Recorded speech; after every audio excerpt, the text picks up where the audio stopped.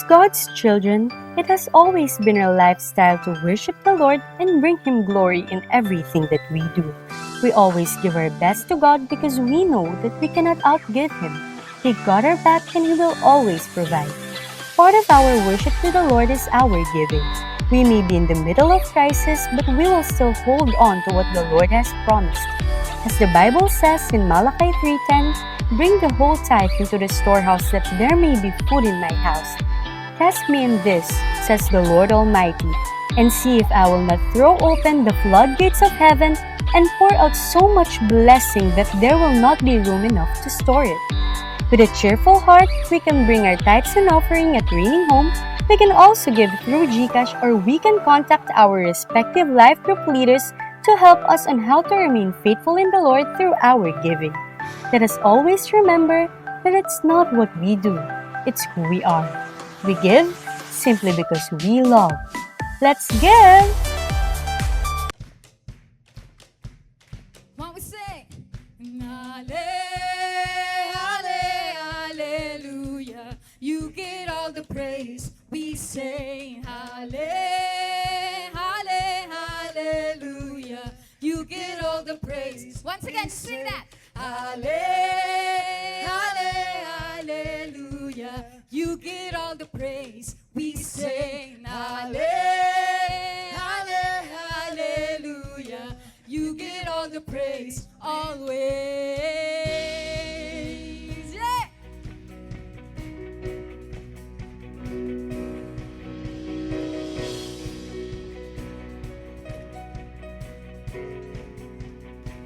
Say, I got a God who is for me, and He's known for making a way. He fought the battle so I wouldn't have to. All glory belongs to His name. Hey, and I've got a God who's been faithful. He has far more than could explain. And through every season, in spite of my weakness, He gave me a song I can sing. I came to praise. Hey! I came to praise. I came to praise. I came to praise. Come on, we sing hallelujah. Hallelujah. You get all the praise. We sing hallelujah. You get all the praise always. I got a King who is risen. He put my shame in the grave. Went to hell and back, and I'll never have to. And He did it all in true faith. I came to praise. So I came to praise. That's why I woke up today. That's why I woke up today. I came to praise. Mom, we sing hallelujah. Hallelujah. You get all the praise. We sing hallelujah. You get all the praise. Oh, once again. Hallelujah. You get all the praise. We say hallelujah. You get all the praise. So I'm singing in the morning. I'm singing in the morning. I'm singing at night. I'm singing in battle. That's how I fight. I'm singing it slowly. I'm singing it twice. I'm singing it battle. That's how I'm singing in the morning. I'm singing in the morning. I'm singing at night. I'm singing it battle. That's how I'm singing it slowly. I'm singing it slowly. I'm singing it twice. I'm singing it slowly for the rest of my life. I'm singing it slowly for the rest of my life. Hallelujah. You get all the praise. We sing hallelujah. You get all the praise always. Hallelujah. You get all the praise. We sing hallelujah. You get all the praise. Hallelujah.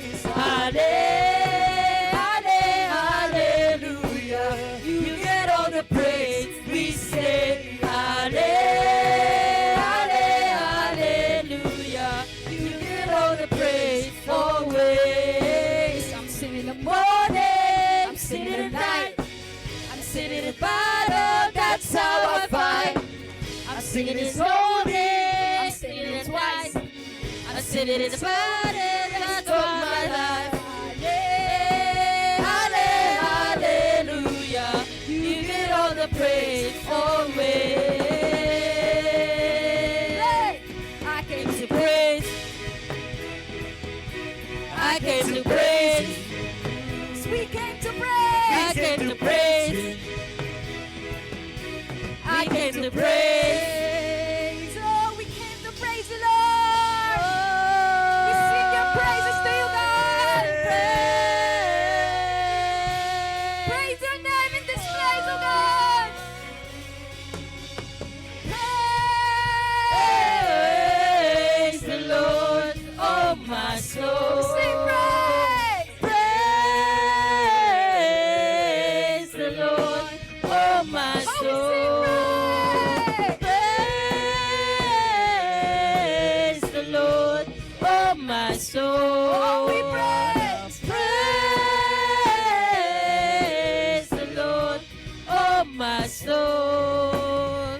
I praise when I feel it. I praise when I don't. I praise cause I know you're still in control. My praise is a weapon.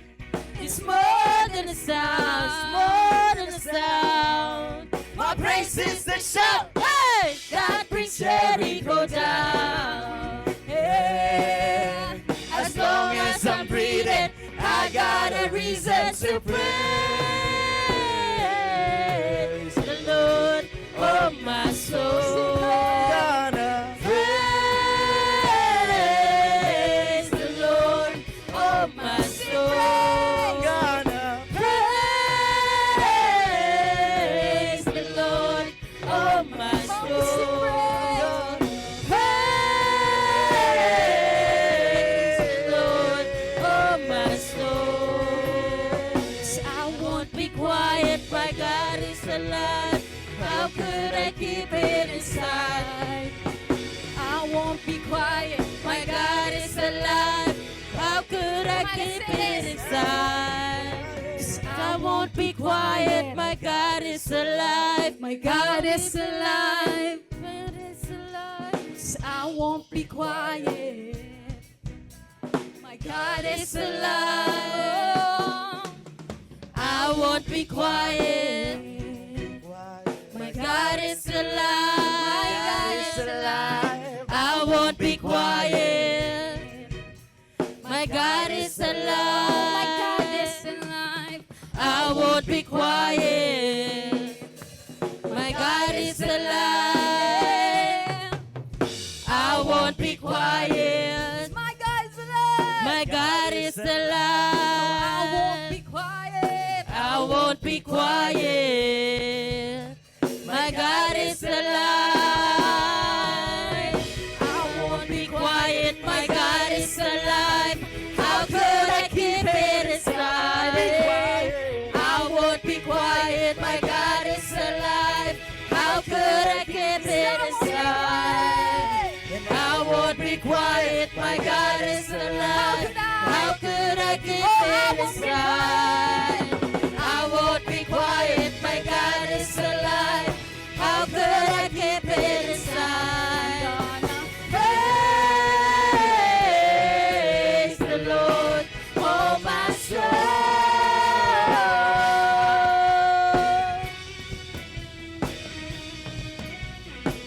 Oh, we praise you, Lord. We praise, we praise.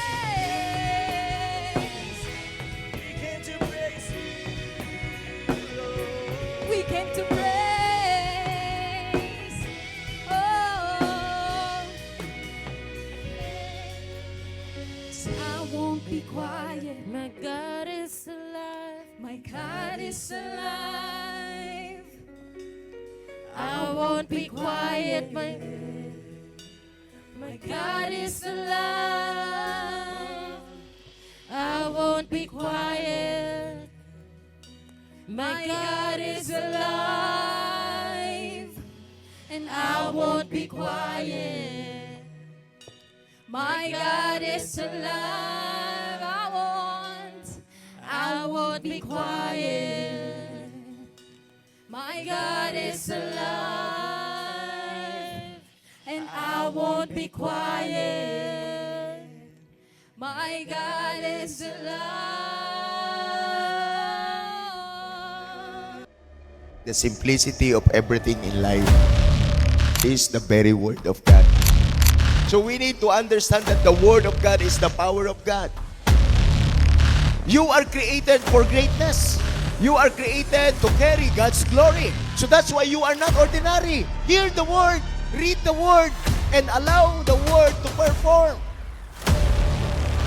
Walang malaking challenges sa iyo, naliliit pananampalataya mo. Kahirapan sa buhay mo, tapos. Kaguluhan sa buhay mo, tapos. Utang mo, tapos. Learn to touch the power of God in your life by faith. To deliver the Word of God, let's welcome the Senior Pastor of Reigning Light International, Pastor Lito Peren. So we are in the second part ng life in Christ. So ang buhay natin dapat na kay Kristo. At pinag-usapan natin last Sunday, types of life found in Christ. Meron tayong physical life, meron tayong spiritual life, and then meron tayong eternal life. So it is all about Jesus, no, na nagbigay sa atin ng mga bagay na ito sa pagsunod natin sa Kanya. So Christ is the source of life. Then ngayon, pag-uusapan natin sa biyaya ng Panginoon, maunawaan natin, yung pangalawang pag-uusapan natin, ito ay patungkol sa the life of Christ becomes the light of men. Laging si Lord merong purpose. Walang aksidente. No, may mga bagay sa buhay natin na akala natin wala, pero merong layunin pala ang Diyos sa buhay natin. The life of Christ becomes the light of men. Even though He was God, mas pinili niyang sumunod at ibigay ang kanyang buhay para sa nakararami. John chapter 1 verse 4, in Him was life, and the life was the light of men. So the life in Jesus is the life of men. So Jesus gives or produces spiritual light. Yung buhay na merong liwanag, yung buhay na merong idea, yung buhay na merong solution sa mundong ginagalawan natin. So, in the Bible, light symbolizes truth. So, light symbolizes truth. What I'm trying to give to you, mga kasama, ang mundong ito punong-puno ng kasinungalingan. Punong-puno ng pandaraya. Pero gusto kong maintindihan natin na if God is with us, if Christ is with us, we have the light. No, at kung ano man ang kasinungalingan ng mundong ito, hindi ka damay. So hindi ka madaling ma-scam. So that's light is all about. The light is all about truth. So when we have the truth, we can easily identify the lies.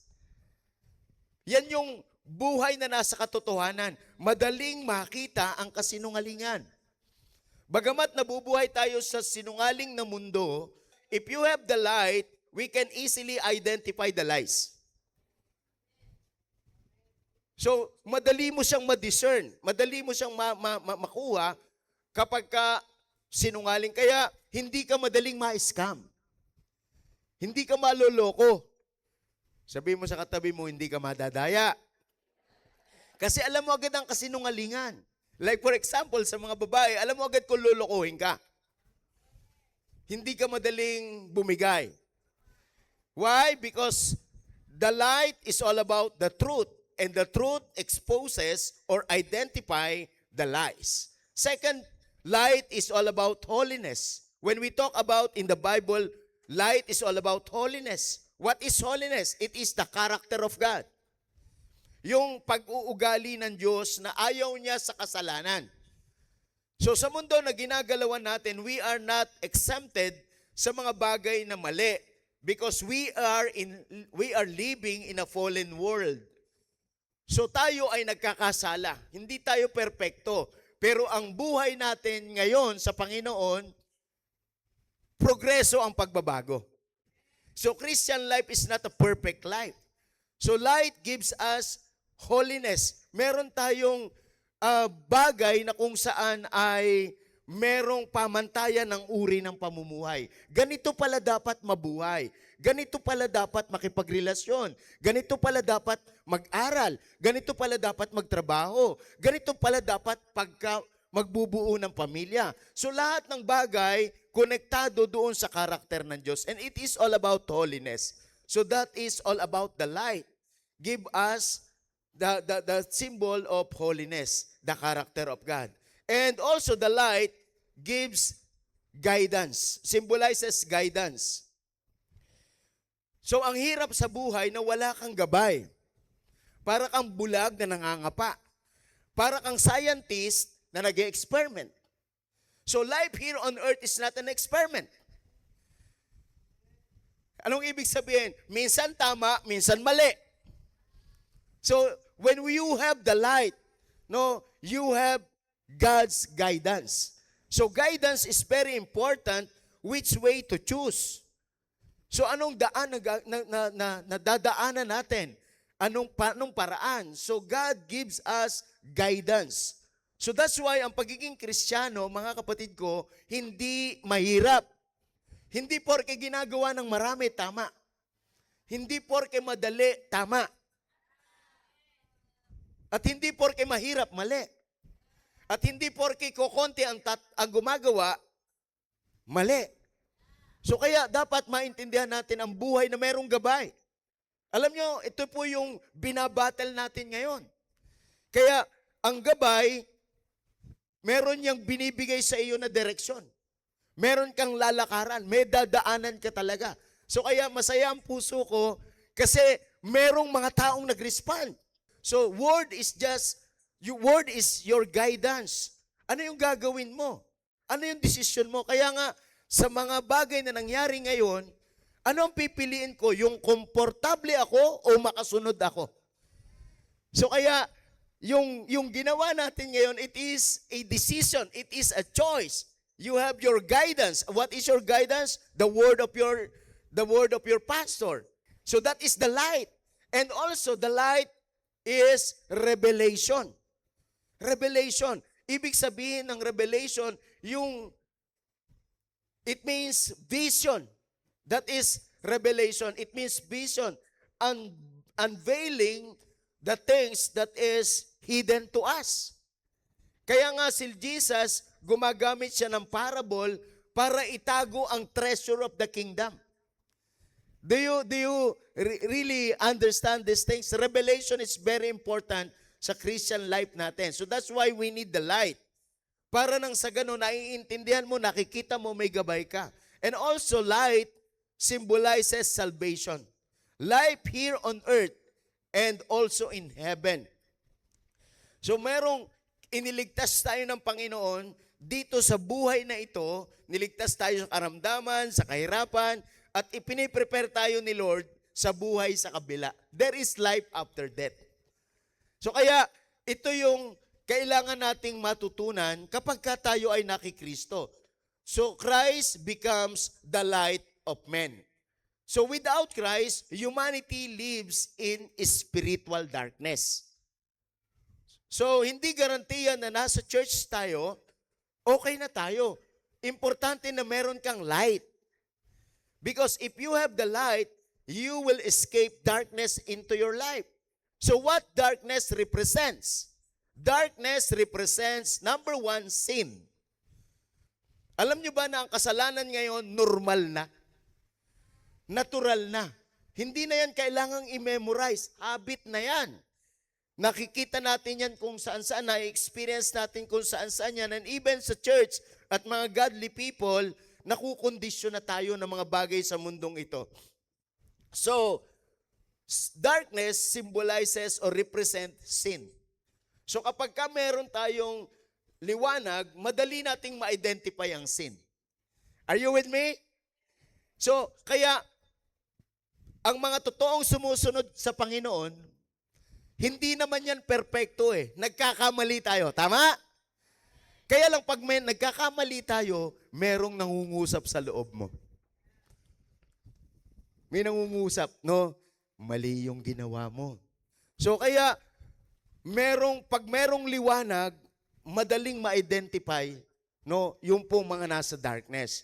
So that's why sin is the representation of darkness. One of the representation of darkness. And also, sin or darkness represent ignorance. Darkness represent what? Ignorance. Yung mga, alam niyo po ba na napakamahal matuto? Pero mas mahal pag ignorante ka. Come on, somebody. Mahal ang matuto, pero mas mahal pag ignorante ka. So that's why darkness symbolizes ignorance. Alam niyo po ba na hindi lahat ng nag-church, nagbabasa ng Bible, marunong mag-solve ng problem? Pag ikaw tinamaan ng ignorance, yung mali sa'yo, tama. Pag tinamaan ka ng ignorance, yung madali, humihirap. Ignorante. Pero kapag ka ikaw, hindi ignorante, yung mahirap dadali. So that's why darkness represent ignorance. So may mga bagay ka na madali mong masolve kapag ka ikaw ay merong guidance, meron kang light na mula kay Lord. Kaya nga, ang buhay ng Kristiyano, masayang tunay. May problema tayo pero nakakangiti ka. Why? Because you are not ignorant. You know that after darkness, there is light. So that's why itong pagiging ignorante mas mahal kaysa matuto. But you need to be willing to pay the price in order for you to learn, in order for you to have wisdom, in order for you to have understanding. So, ito yung malaking problema. Pag ignorante ka, yung maganda pumapangit. Totoo ba na maraming winawasak ang pagiging ignorante? Kasi pag ignorante ka, hindi marunong umintindi. Makitid na, mababaw pa. Huwag mong titingnan yung katabi mo. Hindi siya yan. Wala yan dito. So because darkness represent ignorance. So that's why we need to accept Jesus as our Lord and Savior and also tanggalin ang ignorance. No, tandaan natin mabuti, totoo ba na sinabi ng Biblia pag nagbibigay ka, tatanggap ka? So yung mga ignorante, hindi sila magbibigay kasi kulang pa sa kanila 'yon. So kaya napakahirap maging ignorante. So darkness represent ignorance. Third thing, darkness represent separation from God. Proximity, it doesn't mean intimacy. Proximity, it doesn't mean intimacy. Hindi porke ikaw ay nagbabasa ng Bible, nagpe-pray, pero hindi ko sinabing wag ha. Kasi yun yung ginagawa ng mga religious people. Ano yung mga religious people? Laging ang bukang bibig, mga religious words. Pag kinamusta mo, okay lang po, Pastor. Hallelujah, praise the Lord, glory to God, amen. Yung problem niya hindi masolve. Hindi pwedeng ganon. Kasi pag ikaw ay merong Diyos, hindi lang siya sa lingwahe, sa buhay. So dapat kasama mo talaga ang Diyos. Ang pinakamasarap sa buhay, kasama ang Diyos. Kasi pag kasama mo ang Diyos, walang hirap na hindi magiging madali. At kahit kamatayan, magkakaroon ng buhay. So, we cannot afford to live in separation from God. So kaya dapat lahat ng aspeto ng buhay natin kasama si Lord. Hindi hiwalay si Lord. Hindi departmentalize ang buhay. Iisa ang buhay natin. Amen. Si Lord kasama natin araw-araw. Hindi lang panglinggo. Kasama siya sa relasyon. Kasama siya sa negosyo. Kaya, tandaan nating mabuti, darkness represent separation from God. If you try to do anything without God, you will become separated from God. Because originally, we are created to be with God. Temporarily, here on earth, and then also for eternity. So darkness represents separation from God. And darkness also represent confusion. Confusion. Maraming mga tao confused. Tingnan mo yung katabi mo, sigurado yan. Sino dito yung siguradong-sigurado, hindi ka confused? Pag sumunod ka kay Lord, may mangyayari talaga sa'yo. Hindi yung, hindi nga. Dapat sigurado ka, hindi ka duda. So, hindi ka nag-aalinlangan, hindi ka nagdadalawang isip, hindi ka nagiging half-hearted. Dapat whole-hearted ka. Hindi ka double-minded because you are not confused. So, ang hirap ng isang taong confused. When you are in darkness, you will become confused. So that's why light is very important. You need Jesus as the light in your life in order for us to remove any confusion. Sa mga decision making natin, siguraduhin natin na kasama natin si Lord. Kasi hindi natin mapiplease ang lahat ng tao. Pag may ginawa kang isang bagay, ang mga tao sa paligid mo magre-react. Kaya lang ang reaksyon nila, hindi laging maganda. Merong tama. Kasi tao sila. So wag niyo pong pababayaan ang mga tao, siya ang magdidesisyon sa buhay mo. Hindi porke ayaw nila, mali. At hindi porke gusto nila, tama. So kaya tayo sigurado sa mga bagay na ginagawa natin because we are founded in the Word. Solid tayo sa loob natin. Tandaan ninyo, bago pa ninyo makumbinsi ang ibang mga tao, ikaw muna sa sarili mo dapat kumbinsido. Ikaw ba talaga para kay Lord? Oo, para kay Lord talaga ako. Kumbinsido ka talaga dyan. Hanggang sa mamatay na ba? Hanggang sa mamatay na yan. Regardless kung ano yung mga situations. So you are not confused anymore. Kahit may mga pangit na dinadaanan sa buhay, you are certain. You are sure. You will not be confused if you are in Christ. Hindi mo i-question yung kabutihan ng Diyos. Hindi mo i-question ang katapatan ng Diyos. Kahit na anong nangyayari sa akin ng Diyos, hindi nagbabago. Tinetest lang yung karakter ko. Tinetest lang yung respond ko. So kaya, dapat sigurado tayo. Sino dito excited? Sigurado ka. So hindi lahat ng tao matutuwa. At wag niyong intindihin ang mga sasabihin ng mga tao. Number one, kasi may mga isip sila. At yung isip mo, hindi kagaya ng isip niya. Tama po ba mga kapatid ko? So wag kayong makikigaya lang sa ginagawa ng iba. Kaya ang buhay ng Kristiyano, magiging certain ka lang, magiging sure ka lang kapag meron kang word. Pag meron kang word, wag niyong pakikinggan yung mga tao sa paligid. Huwag niyo titingnan yung sitwasyon. Kapag meron kang word, you will become certain, you will become sure, and you will never become confused. Because darkness represent confusion. Kaya alam ko kung ano yung ginagawa ko kasi alam ko kung sino ako. At alam ko kung ano ang resulta ng ginagawa ko. Pansinin niyo yung mga salesman, yung mga sales lady. Pag nagbenta sila, mapapabili ka. Bakit? Pinractice nila yon. How to convince other people. Pero bago mangyari yon, sila muna ang konbinsido. So this is my honest question to you. Are you really convinced that you are living for Jesus? So do it every day. Do it every day. Never be confused. So kaya, darkness represent confusion. Alam niyo, mga taong confused, mamaya gusto, mamaya ayaw. Pag iba yung nakasama niya, grabe, ang tawag ko doon, politician. People pleaser.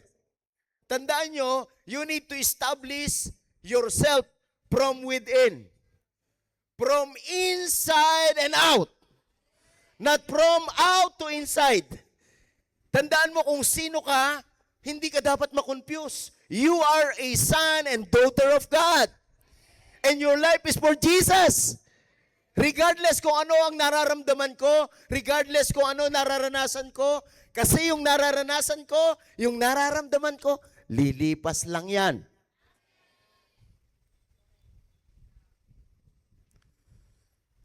Alam nyo ba na ang antok lumilipas? Kahit antok na antok ka, grabe, pag nasira ang tulog mo, nakakaburyong yun di ba? Yun nga baby, pag nasira ang tulog, iyak ng iyak Kaya minsan, feeling ko, baby ako Hindi man ako umiiyak, pero nabuburyong ako pag sira tulog ko. Yung bang antok na antok ka ng ganon, tapos masisira tulog mo, nakakairita. Kasi merong nangyayari sa loob. Gusto ko maintindihan yung mabuti na kahit na anong mangyari sa labas, hindi ka dapat naapektuhan. Dapat sigurado ka kung ano yung nasa loob mo. Hindi ko anong ginagawa ng ibang mga tao. So, confusion, that is darkness. Darkness represent. Last and final about darkness represents is spiritual blindness. So, hindi lang pala confusion, spiritual blindness. Kaya huwag kayo magtataka kung ang Christian, normal na gumagawa ng mali. Normal na hindi sumusunod sa kanyang pastor. Kasi spiritual blindness na yan. Wala na siyang nare-recognize na man of God niya. Hindi niya na nakikita kung what is right and what is wrong. That is spiritual blindness. Kaya may mga Christian talaga na gumagawa ng mali at saka mga ganito ang dialogue. Mali lang naman yan pag nandyan si pastor. Kaya mabait tayo pagka nandyan si pastor. Pagka wala na, pwede na to. Kasi si pastor lang naman yan. So tandaan nyo mabuti yung mga ganong klaseng tao, they are spiritually blind. So kaya, babantayan natin mabuti ang mga tao na nakakasama natin. Kasi hindi porke nasa church, okay. Paulit-ulit ko itong sinasabi. Hindi ako nagsasawa. Hindi porke nasa church, okay. So spiritual blindness is all about darkness represent. Jesus came to illuminate hearts and reveal God to humanity. So talagang nagbibigay ng liwanag sa puso natin ang Panginoon at ipinakikita ng Panginoon ang Diyos sa sangkatauhan. So the scripture says, John chapter 8, verse 12, Jesus said, I am the light of the world. So Jesus claimed, I am the light of the world. At sa sumunod na praise yan, whoever walks in the light will never again walk in darkness. So ini-offer ni Jesus yung sarili niya. Kaya sa sino mang nasa kadiliman, na andoon sa confusion, hindi ko alam kung anong condition natin, but Jesus said to you today, I am the light of the world. And then in Psalms chapter 119 verse 105, if we have the word of God, if we have God, God's word is our lamp. God's word is our lamp. Ibig sabihin dyan, hindi ka talaga makaka-experience ng darkness if you have the word of God. So walang lugar na pupuntahan ka because the word of God is a lamp unto our feet and a light unto our path. So that is Psalms 119 verse 105. Kaya sa buhay natin, hindi ka magrireklamo, hindi ka maninisi, kundi lagi ka magpapasalamat.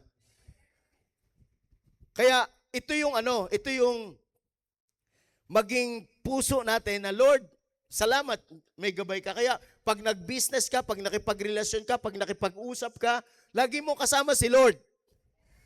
Hindi ka nag-iisa. Sino dito excited ka na meron kang liwanag sa dilim? Hindi lang siya basta song na liwanag sa dilim. Dapat yan nararanasan mo. Ibig sabihin, kapag meron kang Kristo sa buhay mo, walang bahagi ang kadiliman sa'yo. At walang kadiliman na hindi magliliwanag kung meron kang Kristo sa buhay mo. 2 Corinthians chapter 4, verse 6, God shines light into the hearts of men. God shines light into the hearts of men. So ang pinakamatinding madilim, hindi yung paningin, kundi yung puso. Sometimes it is not the issue of the eye or issue of the vision, but the issue of the heart. So kaya dapat talaga ang unang nililiwanagan bago ang mata, puso muna at isipan. So that's why we need to build ourselves within. So kaya kung ano man ang nangyayari sa buhay natin, hindi tayo nagre-react ng pangit. Kasi alam natin God is in control. So when Christ enters a life, darkness is removed. Are you with me? So kaya pag in-invite mo si Kristo sa buhay mo, pumasok si Kristo sa buhay mo, anumang kadiliman mawawala. So para ka naka-glow up. Magliningning ka, magliliwanag ka. When Christ enters into your life, direction is given. Hindi ka na paliko-liko, hindi ka na naliligaw kasi meron ka ng direction. No, kaya napakahirap sa buhay na sinusubukan mo kasi hindi mo alam. Ang gawin natin, yung salita ng Diyos, maging direksyon natin ito. Para ka nang naka-Google Maps. Para ka nang naka-Waze. Kasi alam mo na kung saan ka pupunta. So ano man ang iyong daanan, hindi na mahalaga kung anong dinadaanan, pero ang importante, meron tayong pupuntahan. So when we have Christ in our life, direction is given. Are you excited na ang life mo maging direct? No, meron kang direksyon na pupuntahan. When Christ enters into our life, truth becomes clear. Hindi na siya blurred. Hindi ka na mahirap kausapin. Hindi ka na mahirap paliwanagan. Nakakita na kayo ng mga taong kausap mo, pero lampasan ang tingin sa'yo. Nagbibigay ka ng instruction, pero nakatitig lang. Lutang. Huy! Nakikinig ka ba? Why? Kasi hindi malinaw sa kanila ang truth. Confused sila. They are in darkness. So that's why it is in the spiritual realm, not in the situation. Hello? So the truth becomes clear when Christ enters into our life. And when Christ enters into our life, hope is restored. Kaya yung buhay na merong Panginoon, buhay na merong Kristo, may pag-asa. So dapat ang itsura natin, lagi tayong may inaasahan. Hindi ka nalulugmok sa anumang sitwasyon. Hindi ka nalulugmok sa anumang problema. You are always hopeful. Hindi ka nawawalan ng pag-asa, hindi ka nadadowncast. So kaya, when you have Christ in your life, your hope is restored. So, hindi po huli ang lahat. God is not on a hurry, but He is always on time. Kung ano ang pangako mo, kahit pangako ng Diyos, kahit advance na tayo sa age, mangyayari pa rin kung ano sinabi ng Panginoon. No, sino dito yung ready mag-receive? Kung ano sinabi ng Panginoon, mangyayari sa kanyang buhay. Third thing, life and light are found only in Christ. Life and light are found only in Christ. John points humanity to the exclusiveness of Jesus. So kapag walang buhay, walang liwanag, walang Panginoong Hesukristo. So kaya dapat maintindihan natin na hindi tayo pwedeng mabuhay na wala si Kristo sa buhay natin. Humanity, is empty or without life or without light, without Jesus. The world offers temporary satisfaction, but only Christ gives eternal life and spiritual illumination. Yun po yung bagay na kailangan natin na makuha. Ang mga bagay na binibigay sa mundong ito, temporary. Pero si Jesus lang ang nagbibigay ng mga bagay na eternal. At nagiging maliwanag sa atin ang eternal na yon kapag meron tayong Panginoon. So what is the important truths that we need to ponder today? Education cannot save the soul. Kahit pa ikaw ay doctorate, lahat ng pinakamatinding pinag-aralan, pag-aralan mo, pero hindi may liligtas niya ng iyong kaluluwa. Religion alone cannot remove darkness. So kaya paulit-ulit kong binabattle ang spirit of religion na huwag tayong pupunta sa church. Huwag tayong a-attend lang. Dapat merong nagbabago sa loob natin. So dapat nagkakaroon tayo ng liwanag. Nagkakaroon tayo ng pag-asa. Ikaw ang nagiging solusyon. Bawat problema na sosolve mo. So kaya, yan po yung important thing na dapat nating napapractice. Then, what are the important tools? Third thing, human wisdom cannot produce eternal life. So we are not here, we are not just after life here on earth, but we are also after sa eternal life. So ang punto natin dito mga kasama, yung John chapter 10 verse 10. Kaya pumunta dito si Jesus upang hanapin at iligtas ang nawawala sa Luke 19:10. But doon sa John chapter 10 verse 10, the thief comes only to steal, kill, and destroy. Kaya natin ito ina-explain, kaya natin ito sinasabi because we want to live extraordinary life here on earth. We cannot afford to live ordinary life. Because human wisdom cannot produce eternal life. So a thief has only one thing in mind. He wants to steal, slaughter, and destroy. Jesus said, "But I have come to give you everything in abundance." So kaya ang buhay natin dito sa mundong ito, sigurado kapag meron kang Kristo, hindi ka maghihirap. Why? Lahat ng problema kaya mong solusyonan. Lahat ng kokonte kaya mong padamihin. Because this is the promise of God in our life. But I have come to give you everything in abundance. Everything in abundance. Everything in abundance. No more shortage. No more scarcity. No more poverty. Everything in abundance. Madaming pagkain. Madaming tubig. Naranasan nyo na yan? Maliligo ka, walang tubig.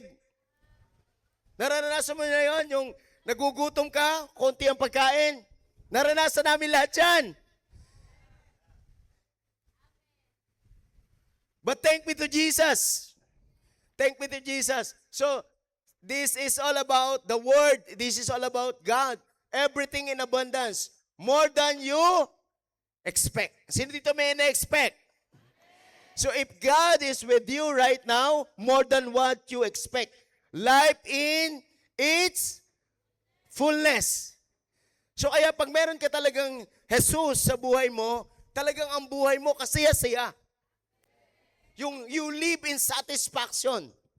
You will live in a great joy. And what? Until you overflow. So your portion is overflow. Hindi lang kasya-kasya. Hindi lang sapat-sapat. Talagang nag-uumapaw. That is life with Jesus. So kaya, you need to experience that. Hindi lang siya information. Dapat yan revelation. No, dapat yan revelation. Na Lord, mangyayari sa akin to. Totoo yung sinabi mo. Pangahawakan ko yan talaga. So kaya, lahat ng yan, niliwanagan ng Panginoon para maunawaan natin, makita natin. So, those who receive Jesus has the power para magawa natin ang mga bagay na to. Only Jesus can transform the human heart. Ang Panginoon lang magbabago ng puso natin. Kaya, pag nakikristo ka talaga, may bagong puso ka na. May bagong espiritu ka na. So we must move beyond knowing about Jesus to personally receiving Him. It is not just information but revelation. Relationship matters. So, fourth thing, those who receive Christ must reflect His light. Matthew chapter 5 verse 14. You are the light of the world. A city that is set on a hill cannot be hidden. So kapag tinanggap mo talaga ang Panginoon, kahit saang dilim ka mapunta, magliliwanag. Kaya hindi ka pwedeng umiyak pag ang nanay mo, ang tatay mo, kung Kristiyano ka o yung asawa mo, hindi mo pa maisama sa Panginoon. Baka kulang pa liwanag. Come on? So kaya, you are the light of the world. Maging totoo ka lang. Alam niyo po ba, madaling paniwalaan pag totoo. Madaling paniwalaan pag kumbinsido ka kung ano ka talaga. So never compromise.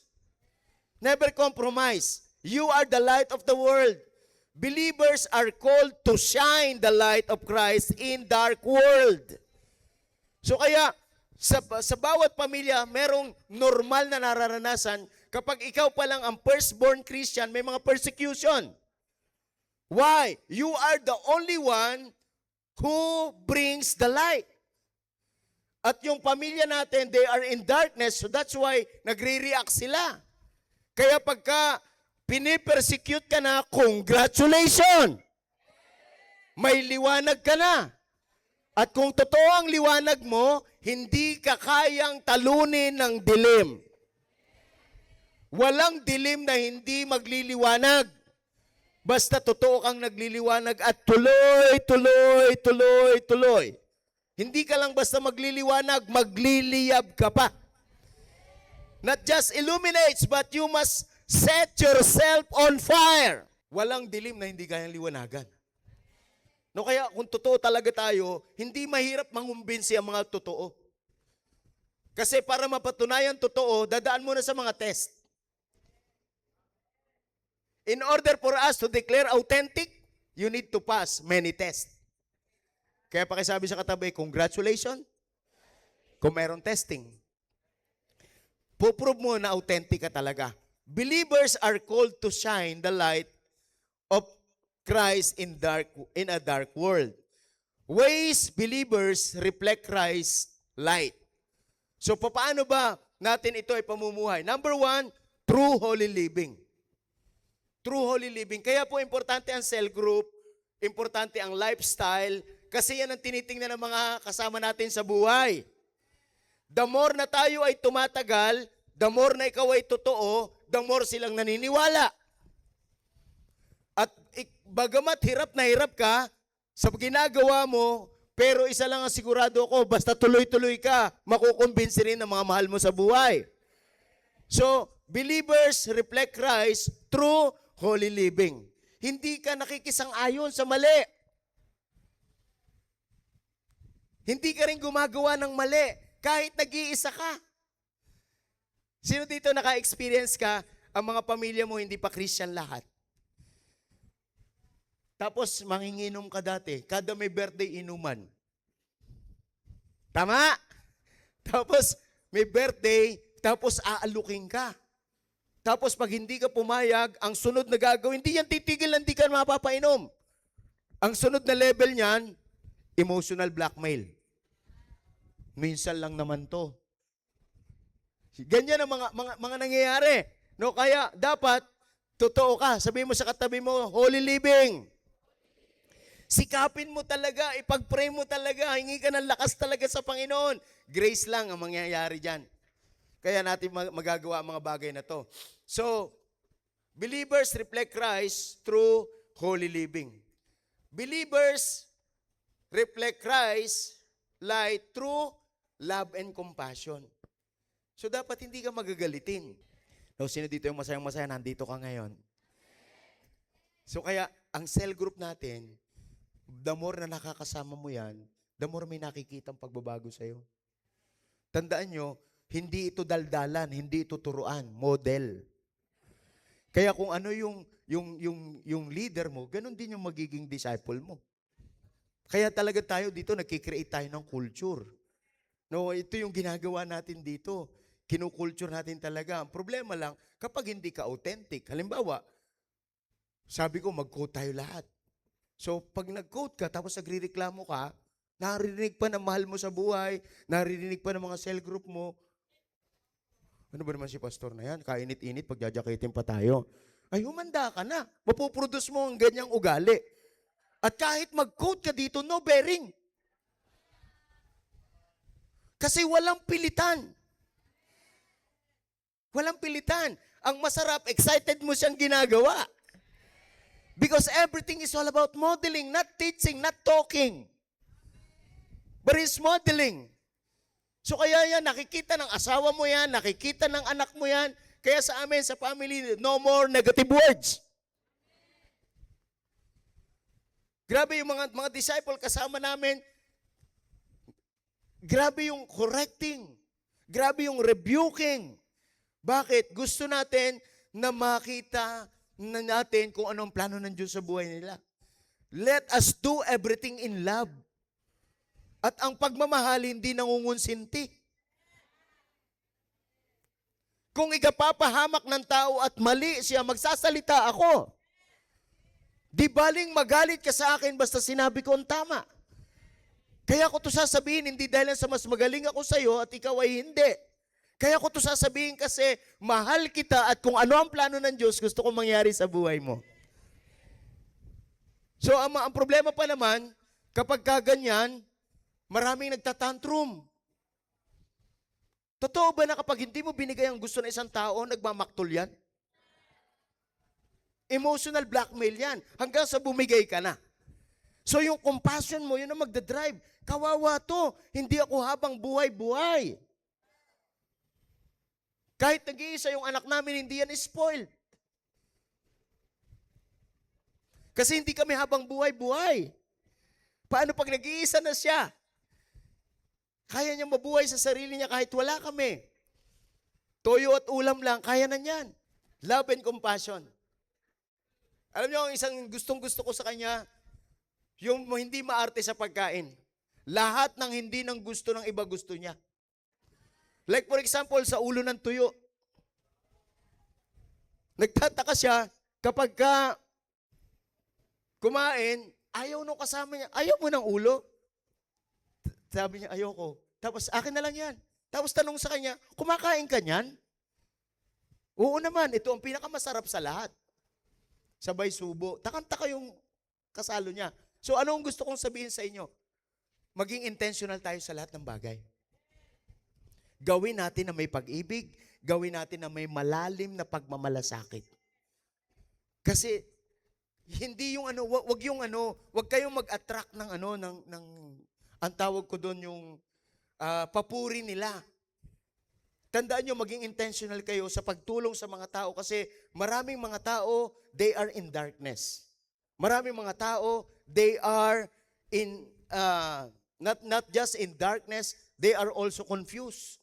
Kaya marami akong mga PIDs, marami akong mga kinakausap na tao, ang dami nilang tanong. Kaya we cannot afford na nandito lang tayo pag Sunday na hindi tayo tumutulong sa iba. Hindi tayo dapat makasarili na tayo lang ang nakakaunawa at nakakarinig. So, believers reflect Christ's light through love and compassion. So, believers reflect Christ's light through proclaiming the gospel. What is gospel? The gospel is good news. What is good news? The good news according to your life. That is version. So, merong version si Matthew, merong version si Mark, merong version si Luke, merong version si John. So, that good news is all about gospel. And that gospel is version to Matthew, Mark, Luke, and John. But also, good news is the version of you. Ano ang ginawa ng Diyos sa buhay mo? Makasalanan ako dati, pinatawad ako ng Panginoon. Dati ako salbahe, pero ngayon, mabait na ako, pinabait ako ng Panginoon. So we need to proclaim the gospel. We need to proclaim the good news. Wala kang ibang ikukwento. Buhay mo lang. Masterin niyo po ang pagkukwento ng buhay ninyo. Like for example, sa drive natin, mag-i-invite tayo, mag-win tayo, so i-master nyo po ang pag-share ng inyong life. Proclaiming the gospel through your life, through the word of God, through your life. And believers reflect Christ's light through good work. To good works. Sabihin mo sa katabi mo, good works. Hindi tayo gumagawa ng mabuti para maligtas.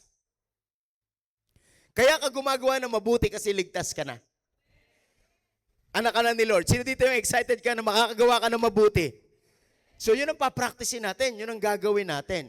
So we can proclaim the light through good works. The world should see Christ through the lives of His people.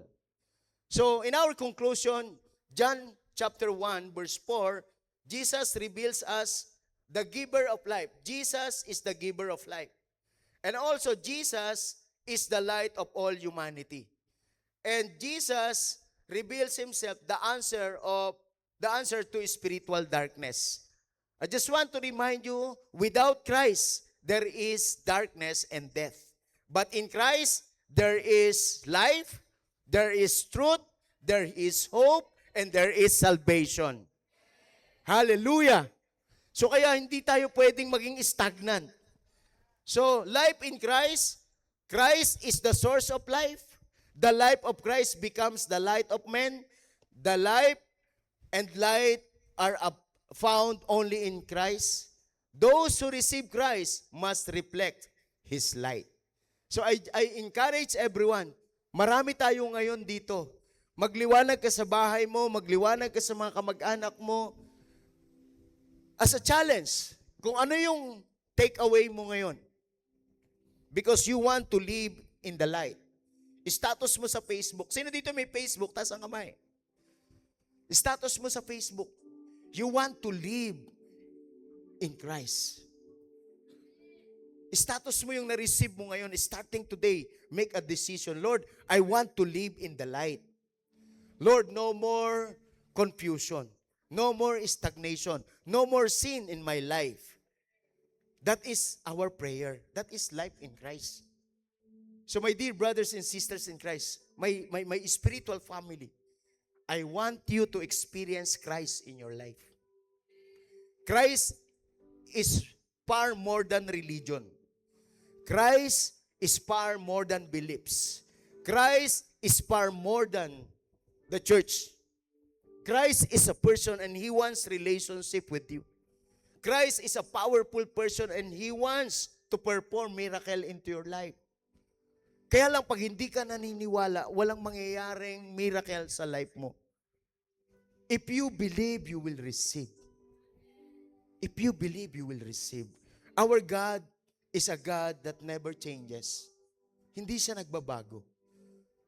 Kaya kung ikaw ngayon nagdi-decide, Lord, I want to live in Christ. My life in Christ illuminates. My life in Christ remove darkness. My life in Christ gives me direction. My life in Christ become clear. So, yun yung focus natin ngayon. Yan ang focus natin. Hindi ka na madideceive. Hindi ka na mai-scam. When it comes to business, when it comes to money, when it comes to relationship, hindi ka na maluloko. Kasi maiintindihan natin ang mga bagay na merong kaliwanagan. So today, make a decision. My life is in Christ.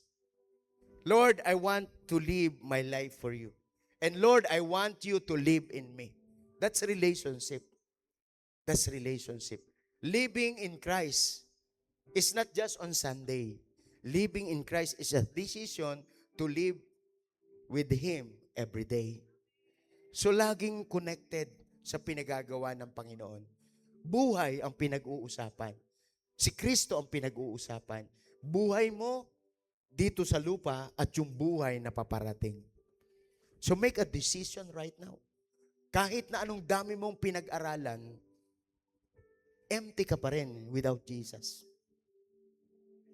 Kahit ang dami mo nang narating, empty ka pa rin without Jesus.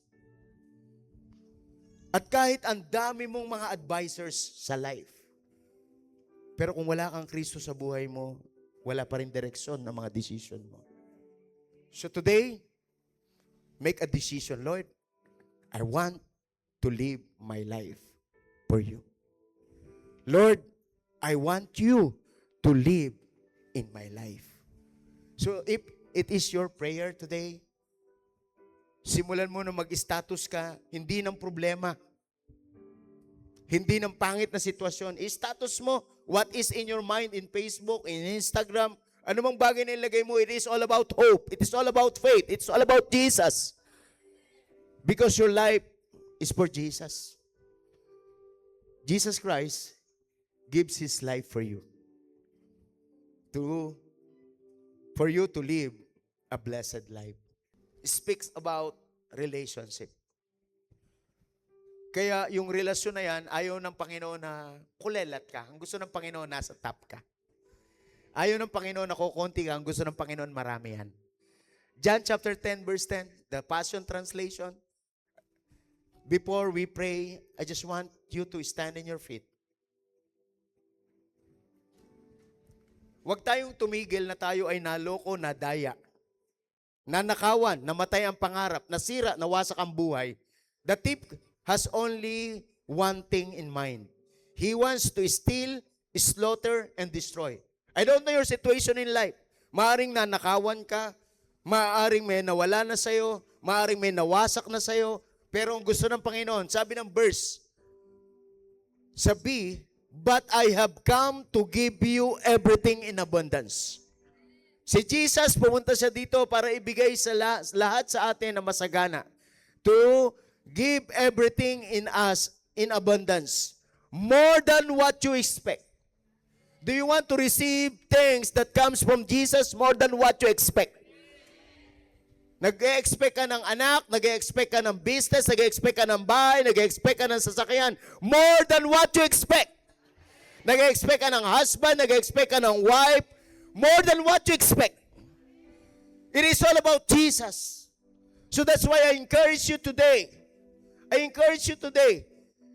More than what you expect is in Jesus. Wala sa abroad, wala sa kumpanya, wala sa edukasyon, nasa Panginoon. More than what you expect. So it is a life in its fullness until you overflow.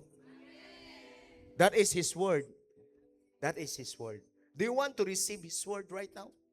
Open up your heart. And I will pray for you. In all gesture, in all manner, just receive. Stir up your faith right now. In desperate move. In any posture that you want. Express yourself before God. I am not telling you what to do. It is you in desperation. Lord, I want you in my life. Lord, I want you in my life. If you want to kneel down, if you want to raise up your hands, kung gusto mong itipa ang iyong kamay, it's up to you. But the most important thing today is your heart ready to receive. Is your heart ready to receive right now? Maaaring kagalingan sa karamdaman yan, maaaring kaligtasan ng iyong mga mahal sa buhay, maaaring financial breakthrough, makabayad ka sa utang. Hindi ko alam kung ano ang bibigay sa iyo ng Panginoon. But the Word of God said, I have come to give you everything in abundance. More than you expect. Life in its fullness until you overflow. Hindi ka lang basta gagaling, lalakas ka pa. Hallelujah. Just receive today. Receive today. Receive today. Be in a posture of readiness. And all humility. Get ready to receive. In desperation, Lord, I want you in my life. I want, Lord, abundance in my life. Lord, I want overflow in my life. Lord, thank you so much. Lord, I pray for your people right now. Jesus Christ, thank you for giving your life to us. And we receive that today. And Father, remove our pride. Remove our rebellion. Remove our religious spirit. We battle it today, right now. Lord, we want you to manifest in our life. Lord, we want to see your light in our life.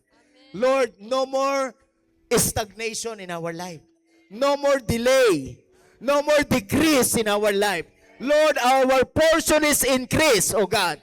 Lord, in the name of Jesus, sa lahat ng mga nag-expect dito, Lord, huwag mong bibiguin. And begin to ask God right now. Sabihin mo sa Panginoon kung ano ang gusto mo sa Panginoon ngayon. Sabihin mo sa Kanya, never be silent right now. Express your heart, express your to God right now. Banggitin mo sa prayer. Sabihin mo sa Panginoon kung ano ang gusto mong matanggap ngayon. Yes, so Jesus, we worship you, we honor you, we glorify you, O God. Lord, pakinggan mo ang panalangin ng iyong mga anak. We will never be silent. Lord, we battle in prayer. We receive everything in prayer. Lord, we receive God. We receive that. Whoa! My heart and my soul, I give you control. Consume me from the inside. From within, from within. Receive it. My heart and my soul, and I give you control.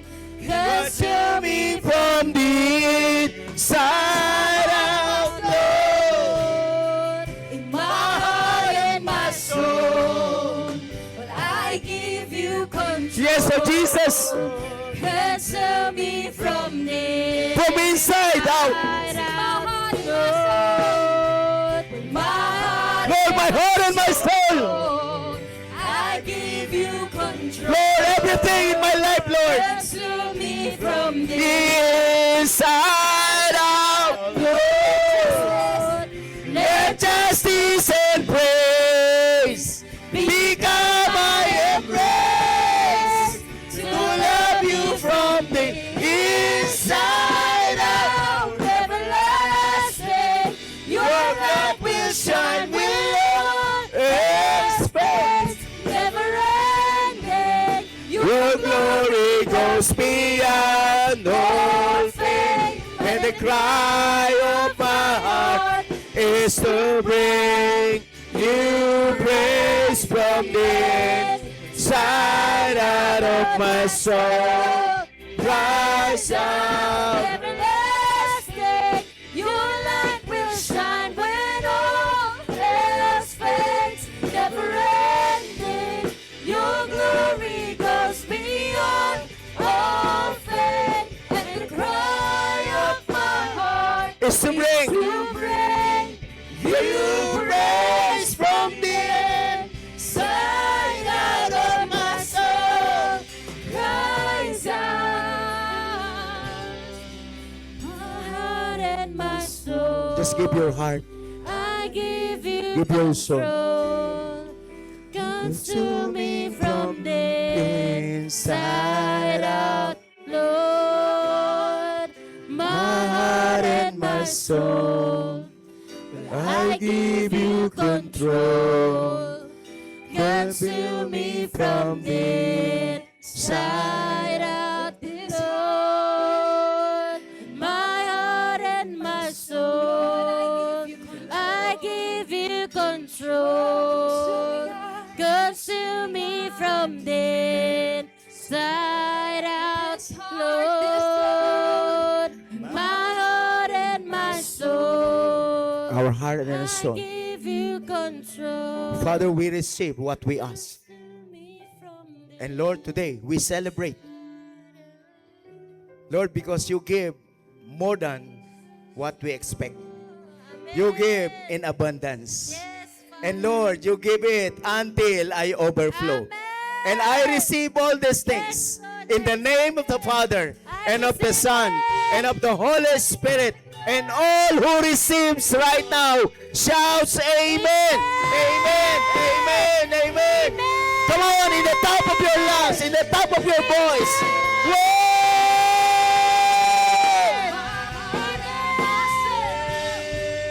I give you control. Consume me from the inside out, Lord.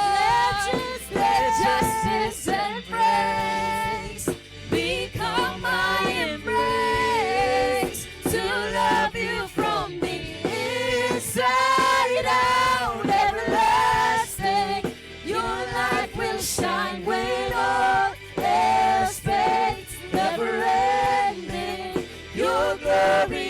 loves beyond